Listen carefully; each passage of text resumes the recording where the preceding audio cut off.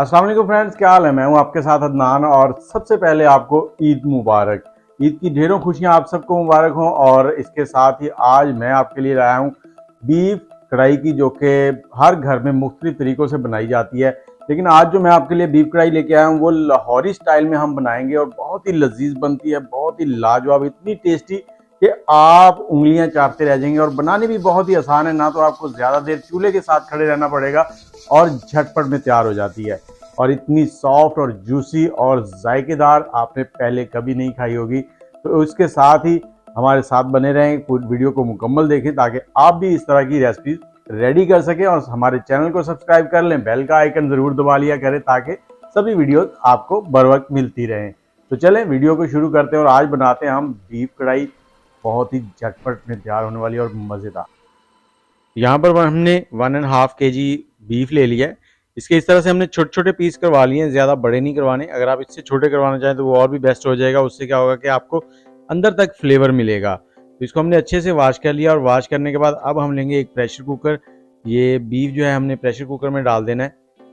और ईद के ऊपर घरों में अमूमन इस तरह की चीज़ें बनाई जाती हैं, तो उससे मसाले जो हैं कुछ लोग ज़्यादा इस्तेमाल कर लेते हैं और कुछ लोग बाज़ार के मसाले इस्तेमाल करते हैं जिनमें कि सिट्रिक एसिड वगैरह काफ़ी ज़्यादा होता है जो मैदे को ख़राब कर देता है। तो आपने बाज़ार के मसाले बिल्कुल नहीं इस्तेमाल करने। यहाँ पर हमने 1 से 1.5 इंच अदरक ले लिया, उसका पेस्ट भी बना सकते हैं आप, ऐसे साबुत भी डाल सकते हैं। और लहसुन की कलियाँ 10 से 12 वो हमने डाल देनी है।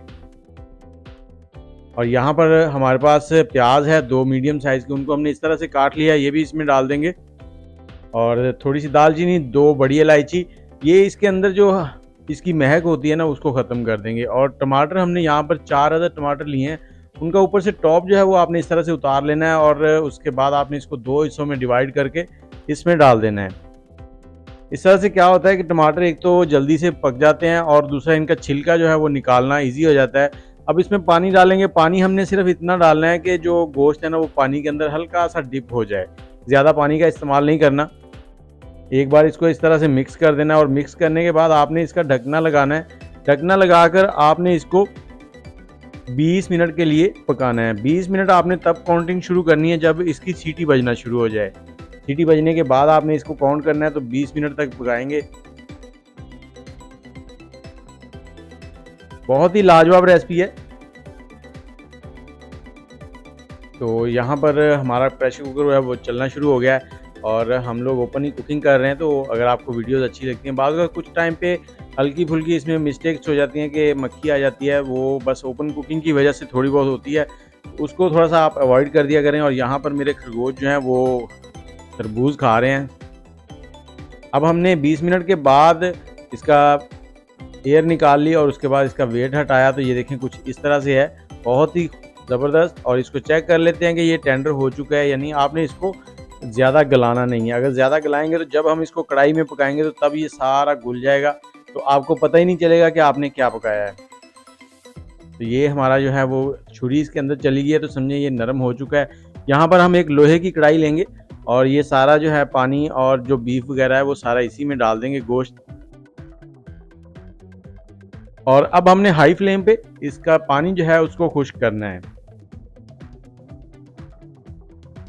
और साथ ही यहाँ पर हम नमक डाल देंगे हस्बे जायका। नमक हमने पहले नहीं डाला था तो अब डाल रहे हैं। आप इसको प्रेशर कुकर के अंदर भी नमक को डाल सकते हैं।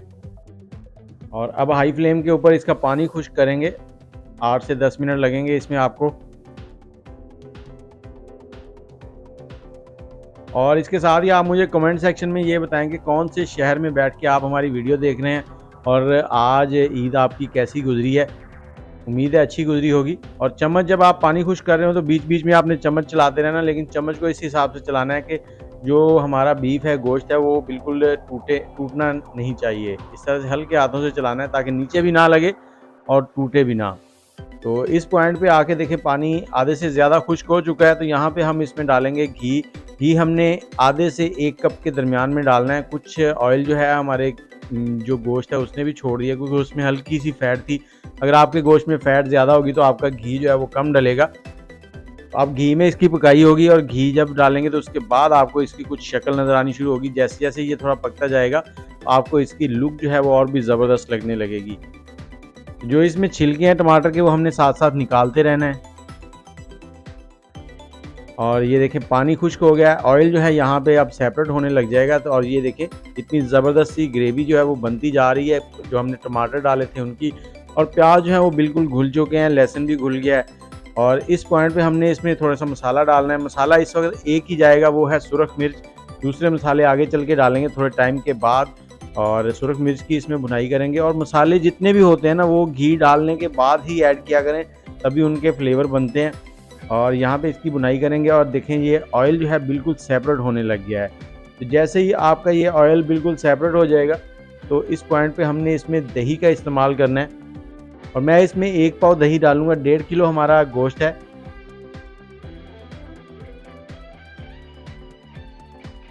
और ये जो कढ़ाई हम बना रहे हैं, ये लाहौर की फूड स्ट्रीट में बहुत ज़्यादा पसंद की जाती है, और वहाँ पे ये पकती है कुछ इस स्टाइल से। तो आप भी इसको घर पे बनाएं। दही जो है उसको आपने पहले अच्छे से फेंट लेना है, ताकि उसमें जितने भी लम्स वगैरह वो ख़त्म हो जाए, बिल्कुल बारीक हो जाए।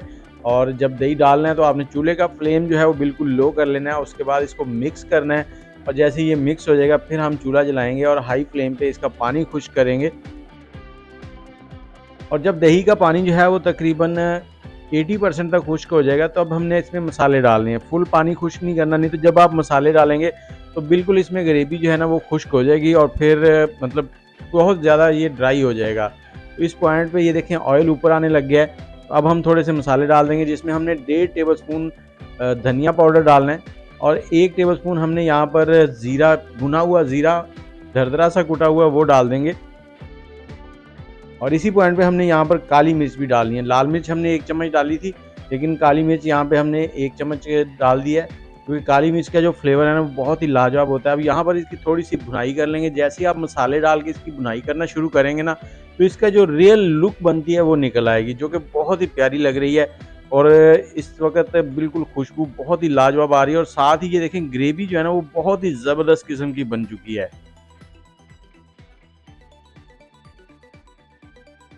तो उम्मीद है कि आपको ये वीडियो अच्छी लग रही होगी। अगर अच्छी लग रही है तो कमेंट में अपनी राय ज़रूर दें। यहाँ पे हमने थोड़ी सी सब्ज़ मिर्चें डाल देनी है साबुत, और इसके साथ ही यहाँ पर थोड़ा सा गरम मसाला डालेंगे। गरम मसाला 2 से 3 चुटकी डालना है आपने। और इसके बाद धनिया और अदरक जो है उसके साथ इसको गार्निश कर देना है, और आग को बंद कर देना है। बंद करने के बाद इसको आपने 2 मिनट के लिए कवर कर देना है। उससे क्या होता है, जो गरम मसाला, धनिया और अदरक हमने फ्रेश वाला डाला ना, उसकी जो खुशबू है ना वो निकल के इसके अंदर आ जाती है, जो कि बहुत ही प्यारी होती है। तो लें जी, हमारी कढ़ाई हो गई है रेडी। अब आप करें इसको ट्राई। और हमने तो मज़े लेके इसको खाया था, बहुत ही ज़बरदस्त इसका जायका था।